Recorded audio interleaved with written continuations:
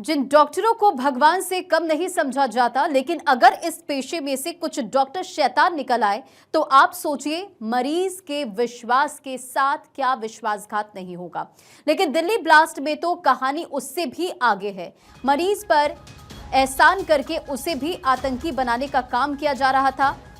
आज ऐसे 3 केसों का खुलासा हुआ है और हर दिन दिल्ली ब्लास्ट के आतंकियों को लेकर नए नए खुलासे सामने आ रहे हैं। आतंकी संगठन जैश ए मोहम्मद के फरीदाबाद मॉड्यूल के अहम सदस्य डॉक्टर शाहीन के पास जांच एजेंसियों को 3 पासपोर्ट होने की जानकारी मिली है। वे इन पासपोर्ट से 3 बार पाकिस्तान भी गई थी। इसमें से एक passport GSVM medical college Kanpur के पते पर, जबकि दूसरे में लखनऊ और तीसरे में फरीदाबाद का नाम दर्ज है। और देखिए, इन सभी पासपोर्ट पर डॉक्टर शाहीन के अभिभावक के नाम, अलग अलग नाम इसमें बताए जा रहे हैं। एक में पिता, दूसरे में पति और तीसरे में भाई को अभिभावक यानी कि पेरेंट्स बनाया गया है। दिल्ली ब्लास्ट केस को लेकर जांच तेज होने के बाद अब NIA, जम्मू कश्मीर पुलिस और दिल्ली पुलिस तीनों मिलकर संयुक्त जांच कर रही है। लगातार सर्च ऑपरेशन चल रहे हैं और कई डिजिटल डिवाइस, मोबाइल चैट और वित्तीय लेन देन की जानकारी खंगाली भी जा रही है। अब दिल्ली ब्लास्ट मामले की जांच में एजेंसियों को डॉक्टर शाहीन से जुड़े बैंक खातों की गहराई से पड़ताल में कई चौंकाने वाली बातें सामने आई है। सूत्रों के मुताबिक शाहीन के अब तक मिले 7 बैंक खातों में पिछले 7 साल में करीब 1.55 करोड़ रुपए का लेन देन हुआ है। ये रकम किसके जरिए आई, कहां भेजी गई और उसका पूरा ब्यौरा खंगाला जा रहा है। शाहीन के जो खाते मिले हैं उनमें कुछ प्राइवेट बैंक के हैं, कुछ सरकारी बैंक के हैं और इनमें 3 खाते कानपुर में, 2 लखनऊ में और 2 दिल्ली में होने की जानकारी एजेंसियों को मिली है। जांच में यह भी सामने आया है कि 2014 से 2017 के बीच लगातार बड़े लेन देन हुए हैं। सोर्सेस के मुताबिक 2014 में 9 लाख, 2015 में 6 लाख, 2016 में 11 लाख और 2017 में 19 लाख रुपए के ट्रांजैक्शन इसमें दर्ज किए गए हैं। लेकिन ये रकम किस सोर्स से आई है, किसने भेजी है, जांच एजेंसियां लगातार इस पर फोकस कर रही है।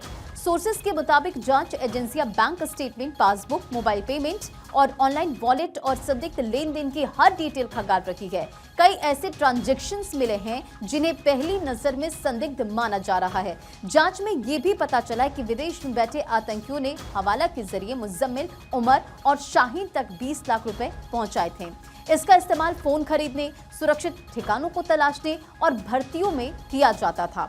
इसके अलावा यह भी पता लगाया जा रहा है कि क्या इनको पैसे पहुंचाने या फिर ट्रांसफर करने में कोई और भी मदद करता था। ATS की टीमें शहर के अलग अलग इलाकों में लगातार दबिश दे रही है। आसपास रहने वालों से भी पूछताछ किया जा रहा है ताकि ये पता लगाया जा सके कि शाहीन और परवेज किससे मिलते जुलते थे और किस तरह की गतिविधियों में वो शामिल थे। सूत्रों के मुताबिक ATS ने 13 संदिग्धों को पूछताछ के लिए उठाया है और इन सभी पर शक है कि ये लोग दोनों आरोपियों से लगातार कांटेक्ट में थे और संदिग्ध गतिविधियों में शामिल थे। सफेद पोश आतंकवादियों के मॉड्यूल को लेकर जांच के दौरान लगातार बड़े खुलासे हो रहे हैं। जांच में पता चला कि गिरफ्तार की गई लखनऊ की डॉक्टर शाहीन इस पूरे मॉड्यूल की सरगना के तौर पर काम कर रही थी। वे बाकी आतंकियों को लगातार गाइडलाइंस देती थी। इसके अलावा उसकी डायरी और नोट्स में बड़ा खुलासा भी हुआ है। अब आप समझिए कि जो शाहीन की डायरी है उससे पता चला कि वो मिशन D6 पर काम कर रही थी और बाबरी मस्जिद की बरसी पर कई शहरों में ब्लास्ट का प्लान था। जानकारी के मुताबिक शाहीन सभी आतंकियों को अलग अलग शहरों में बम धमाके करने का काम सौंप रही थी। फरीदाबाद में शाहीन के ठिकाने से कई डिजिटल सबूत, नोट्स और डायरियां मिली हैं। उनके जो दस्तावेज बरामद किए गए हैं उसके दस्तावेज में इसे D6 मिशन का नाम दिया गया है। शाहीन ने आतंकियों से संपर्क करने, भर्ती और उनके खर्च की भी देखरेख की जिम्मेदारी ले रखी थी। डॉक्टर शाहीन 2021 से ही जैश ए मोहम्मद से जुड़ी थी। डॉक्टर उमर, मुजम्मिल और शाहीन को हैंडलर से बड़ी जिम्मेदारियां दी गई थी। आप सोचिए, कल्पना कीजिए कि अगर ये लोग वक्त पर ना पकड़े जाते, इनकी पोल ना खुलती तो देश में कितने लोगों की जान जाती, देश में गृह युद्ध के हालात तक बन सकते थे। लेकिन जब इस तरह के ब्लास्ट होते हैं तो कुछ भी हो सकता है। ये डॉक्टर नहीं, शैतान थे जो इंसानियत से खेल रहे थे, जो मजहबी गुट्टी पीने के साथ दूसरों को भी पिलाने का काम ये कर रहे थे। अब आप समझिए पेशेंट मॉड्यूल का खुलासा, यानी कि दिल्ली ब्लास्ट केस में डॉक्टर इमाम ही नहीं, अब पेशेंट मॉड्यूल भी सामने आ रहा है, जिसमें doctor Muzammil, lady doctor Shaheen और डॉक्टर उमर नबी मरीजों की मदद के बहाने ऐसे शिकार ढूंढते थे जिनका वो जरूरत पड़ने पर इस्तेमाल कर सके। ये डॉक्टर मरीजों के घर तक पहुंच जाते थे, वहां परिवार को बारीकी से उनका जायजा लेते थे, फिर एहसान में उसे दबाते थे। ऐसे 3 केस सामने आ चुके हैं। ऐसे पेशेंट भी अब जांच एजेंसियों के रडार पर है। आपको मालूम है इस पूरे केस को लेकर जांच पड़ताल जारी है। अब देखिए, दिल्ली ब्लास्ट में खुद को उड़ाने वाले डॉक्टर उमर नबी की लाल रंग की इको स्पोर्ट्स कार को छिपाने वाला आपको बताएं जो शख्स इसमें सामने आया है, इसी मॉड्यूल का वो हिस्सा बताया जा रहा है। डॉक्टर मुजम्मिल ने उसके पिता का ट्रीटमेंट किया था। उसके बाद डॉक्टर शाहीन और डॉक्टर उमर नबी से मुलाकात कराई, उसे डॉक्टर शाहीन के अधीन अल फलाह यूनिवर्सिटी में नौकरी दिलवाई, फिर उससे संदिग्ध सामान इधर से उधर कराने लगे और ऐसे ही नूह के एक इमाम के बेटे के ट्रीटमेंट के बहाने भी संपर्क बढ़ाया गया। धौज मस्जिद में इमाम इश्तियाक से भी डॉक्टर मुजम्मिल ने यूं ही संपर्क बढ़ाया और फिर उसका कमरा किराए पर लेकर वहां पर विस्फोटक छिपाया गया। जांच एजेंसियों से जुड़े एक अधिकारी ने यह भी बताया कि जम्मू कश्मीर में भी आतंकियों का डॉक्टर मौलवी मॉड्यूल सामने आया था।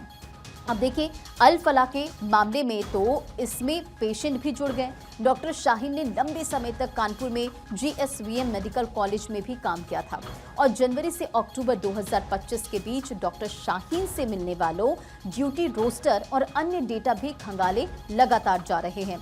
डॉक्टर शाहीन के साथ काम करने वाले डॉक्टरों का ये भी कहना है कि वो डॉक्टर शाहीन का व्यवहार लोगों के प्रति अच्छा था। इसके अलावा वे अपना छोटा बच्चा लेकर कॉलेज आती थी क्योंकि उसका कहना था कि घर में कोई देखभाल करने वाला नहीं है। शाहीन अपने तलाक के बारे में किसी से बात नहीं करती थी। दिसंबर 2013 में उसने कैंपस छोड़ा था और शाहीन ने 4 जनवरी को वापस ड्यूटी ज्वाइन करने की बात कही थी, लेकिन फिर वो कभी नहीं लौटी। शाहीन का पता लगाने मेडिकल कॉलेज के 2 कर्मचारी दिए गए एड्रेस पर पहुंचे, लेकिन वहां पर नहीं मिली। डॉक्टर शाहीन और डॉक्टर आरिफ का कनेक्शन आतंकी गतिविधियों में आने के बाद मेडिकल कॉलेज सुरक्षा एजेंसियों के निशाने पर आ गया। लाइफस्टाइल में बदलाव करने वाले GSVM मेडिकल कॉलेज के डॉक्टर सुरक्षा एजेंसी के रडार पर आ गए और ऐसे 2 से 3 डॉक्टरों की जांच भी शुरू हो गई है और इनमें महिला पुरुष दोनों शामिल है। देखिए, जानकारी के मुताबिक इनके बारे में पूरी डिटेल पता लगातार की जा रही है। इसमें उनकी यात्राएं हो, किस किस तरह के आयोजनों में वो शामिल हुए, उनसे कौन कौन मिलने आता था, ये सारी चीजें इसमें शामिल हैं। इन डॉक्टरों का रहन सहन के साथ ही पहनावा और व्यवहार में परिवर्तन हुआ है। सूत्रों से मिली जानकारी के मुताबिक ये डॉक्टर पहले बहुत ही ज्यादा सामाजिक थे, लेकिन अब उतने नहीं रहे। एजेंसियों को शक है कि लोगों से कम मिलना जुलना या किसी तरह के बदलाव के पीछे कोई विशेष कारण हो सकता है। इसे लेकर जांच एजेंसियां अलर्ट मोड पर लगातार काम कर रही है। जांच की जा रही है कि ये डॉक्टर कब कब छुट्टी पर रहे, इनका घर कहां और इनके बाकी परिवार में कौन कौन लोग कहां रहते थे। इन तमाम एंगल से जांच पड़ताल की जा रही है। लेकिन दिल्ली ब्लास्ट केस में जांच एजेंसियों का केंद्र फरीदाबाद की अल फलाह यूनिवर्सिटी बन गई। यूनिवर्सिटी में डॉक्टर मुजम्मिल शकील और डॉक्टर शाहिद सईद ने पूछताछ में बताया कि आतंकी मॉड्यूल ने यूनिवर्सिटी को रेडिकलाइजेशन और लॉजिस्टिक कवर के तौर पर इस्तेमाल किया, यानी कि यूनिवर्सिटी आतंकियों के छिपने, योजना बनाने में इस्तेमाल हो रही थी। पुलिस सोर्सेस के मुताबिक ये भी जानकारी सामने आई है कि ये जो मॉड्यूल है युवाओं को कट्टर बना रहा था और उनसे हथियार और विस्फोटक खरीदने, छिपाने और हमले की योजना बनाने जैसे काम करवाता था। अब देखिए, कल जांच एजेंसी आमिर को यूनिवर्सिटी परिसर से वहां पर लेकर पहुंची। दिल्ली ब्लास्ट में हुई I-20 कार आमिर के नाम पर ही रजिस्टर्ड थी। आमिर और उमर ने मिलकर ब्लास्ट की साजिश रची थी। ये तमाम खुलासे हुए। दिल्ली ब्लास्ट के आत्मघाती हमलावर उमर के कश्मीरी दोस्त आमिर की कुंडली भी लगातार खंगाली जा रही है। अब आपको आमिर की को लेकर भी जानकारी देते हैं। देखिए, ऐसा बताया जा रहा है कि आमिर ने उमर के साथ मिलकर ही इस आतंकी साजिश को अंजाम दिया था। आखिर उमर का ये कश्मीरी दोस्त कौन है और धमाके के बाद वो कहां गायब हो गया था, ये पूरी डिटेल्स अब आप समझिए। देखिए, दिल्ली के लाल किला इलाके में 10 नवंबर को हुए कार ब्लास्ट मामले में एनआईए ने उस व्यक्ति को गिरफ्तार कर लिया है जिसने आत्मघाती हमलावर उमर के साथ मिलकर ये पूरी प्लानिंग की थी। गिरफ्तार आरोपी का नाम आमिर राशिद अली है। वे जम्मू कश्मीर के सम्बूरा पंपोरा का रहने वाला है। सबसे खास बात है कि जिस कार में आईडी लगाकर धमाका किया गया था, वो कार आमिर के नाम पर रजिस्टर्ड थी। एनआईए ने दिल्ली में छापा मारकर आमिर को पकड़ा।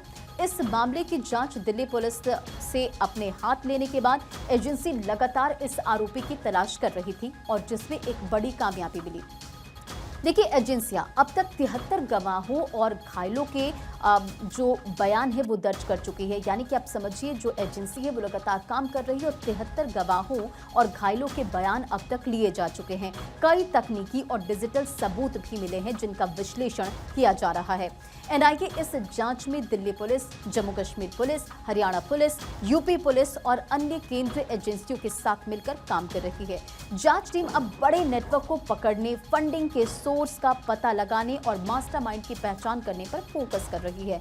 एजेंसी कई लीड्स पर काम कर रही है और जांच को जम्मू कश्मीर और दिल्ली, हरियाणा और यूपी तक इसे लेकर जांच लगातार जारी है।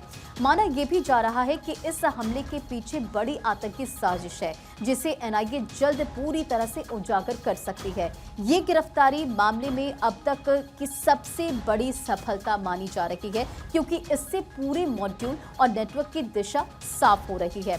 तो आप समझिए, लगातार इस पूरे केस को लेकर जांच पड़ताल की जा रही है।